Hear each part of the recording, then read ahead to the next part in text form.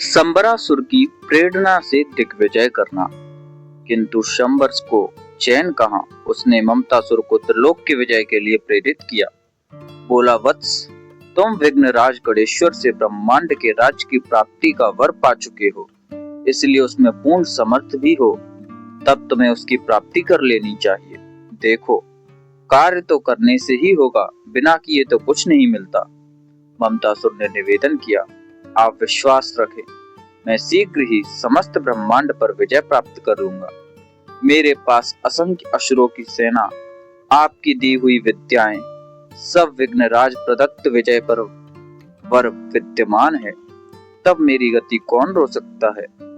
दूसरे दिन उन्होंने शुक्राचार्य से निवेदन किया, प्रभु, मैं अब ब्रह्मांड विजय के लिए यात्रा करना चाहता हूँ। आप मुझ पर कृपा करें और अपना शुभ आशीर्वाद प्रदान करें। शुक्राचार्य ने प्रसन्नता व्यक्त करते हुए कहा, राजन, तुम्हें सफलता मिले, किंतु एक बात ध्यान में रखना कि भगवान विघ्नराज की कृपा से तुम्हें इतने महान पराक्रम के वैभव की उपलब्धि हुई है, इसलिए उनसे कभी विरोध मत करना। ममतासुर ने उनकी आज्ञा पालन का वचन दिया और प्रणाम कर असुर सेना को तैयार होने की आज्ञा दी। उसने सर्वप्रथम पृथ्वी के नरेशों पर आक्रमण कर उन पर एक एक कर विजय प्राप्त कर ली। इस प्रकार समस्त भूमि को जीतने में उसे अधिक समय नहीं लगा। अब उसने पाताल लोक पर चढ़ाई की और शीघ्र ही वहां अधिकार कर इंद्रलोक पर आक्रमण कर दिया, जहां वज्रायुद्ध से घोर युद्ध करना पड़ा। यद्यपि देवगण अधिक संगठित और पराक्रमी थे, तो भी विघ्नराज के वर से प्रबल ममतासुर के समक्ष वे टिक ना सके। अंत में स्वर्ग पर भी उसका शासन स्थापित हो गया। इसके बाद उसने विष्णुलोक और शिवलोक को भी अपने अधीन में कर लिया। सर्वत्र उसका निरंकुश शासन स्थापित हो चुका था। उसके राज्य में धर्म कर्म का लोप और अधर्म की वृद्धि हो रही थी। इससे तीनों लोकों में भय व्याप्त हो गया था। सभी देवता बहुत दुखित होकर ममतासुर के अत्याचारों से रक्षा का उपाय सोचने लगे। उस समय भगवान विष्णु ने कहा, यदि हमें अपना श्रेय साधन करना है तो भगवान विघ्नराज की उपासना करनी चाहिए। ये ही प्रभु इस असुर को परास्त कर सकते हैं। उनकी बात मानकर सब देवता विघ्नराज की प्रसन्नता के लिए तप करने लगे। फिर जब भाद्र शुक्ला चतुर्थी आई, तब मध्याह्न काल में भगवान विघ्नराज ने दर्शन दिए। देवताओं ने प्रसन्नता पूर्वक उनका स्तवतन किया तथा अपने कष्ट की बात सुनाई और फिर अपनी रक्षा की प्रार्थना की। भगवान गणेश्वर ने आश्वासन दिया, देवताओं, निश्चिंत रहो, मैं ममतासुर को पराजित करूंगा। यह कहकर भगवान गणेश्वर अंतर्ध्यान हो गए।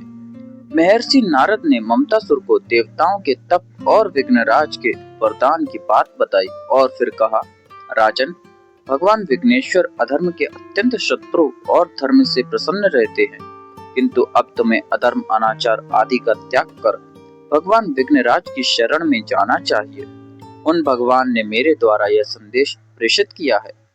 दैत्य गुरु भी वहीं बैठे थे, उन्होंने भी यही परामर्श दिया, किंतु उसके साथ ही असुरों ने उसे परामर्श दिया, प्रभु, हम इतने बलवान हैं कि अकेला विघ्नराज कुछ भी नहीं कर सकता।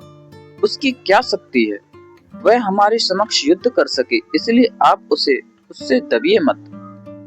आप ब्रह्मांड के अधिपति के वश में काल भी रहता है। ममतासुर अपने सहयोगी दैत्यों और मंत्रियों के भ्रमपूर्ण वचनों से भ्रमित हो गया, इसलिए बोला, ऋषिराज, यदि विघ्नराज मुझ पर आक्रमण करना चाहते हैं तो वीर धर्म के अनुसार मैं भी उनका सामना करूंगा। महर्षि ने भगवान विघ्नराज को ममतासुर का उत्तर जा सुनाया। उन्होंने क्रोध पूर्वक कहा, मैं ममतासुर का गर्व नष्ट कर दूंगा। ममतासुर का पराजित होना। भगवान की आज्ञा से युद्ध आरंभ हो गया। असुर राज भी अपने दोनों पुत्र और वाहिनियों के साथ रणांगन में जा उपस्थित हुआ। भगवान विघ्नराज ने उसके आयुध स्तंभित कर दिए। वह जो ही हथियार उठाता त्यों ही वे धरती पर गिर जाते। फिर भगवान ने अपना दिव्य कमल असुर सेना के मध्य छोड़ दिया। उस कमल की गंध से सभी असुर मूर्छित हो गए। ममतासुर भी मूर्छित हुआ पड़ा रहा। फिर जब उसे होश आया तब वह कमल को देखकर कंपायमान हो उठा और विघ्नराज की स्तुति करने लगा। तब वे भगवान प्रसन्न हो गए। उन्होंने ममतासुर को आदेश दिया, असुर श्रेष्ठ, तू देवताओं को अपने अपने पद का उपभोग करने दे। ऋषि मुनियों और ब्राह्मणों को धर्माचरण की स्वतंत्रता रहना आवश्यक है। तू भी अधर्म कार्यों का त्याग कर और अपने को सीमित रख। जहाँ मेरा पूजन स्मरण ना किया जाता हो, वहीं लोगों को मोहित करके उनके हृदय पर अपना राज्य स्थापित कर, किंतु मेरे भक्तों के समक्ष सेवक के समान रहता हुआ उनके सम्मान में लगा रहे। असुर राज ने उनकी आज्ञा स्वीकार की और फिर चरणों में प्रणाम और परिक्रमा कर वहां से चला गया। इससे समस्त देवता और ऋषि मुनि आदि प्रसन्न होकर उनकी स्तुति करने लगे। ओम गणेशाय नमः। राम कृष्ण की प्यारी गैया सारे जग की माता है।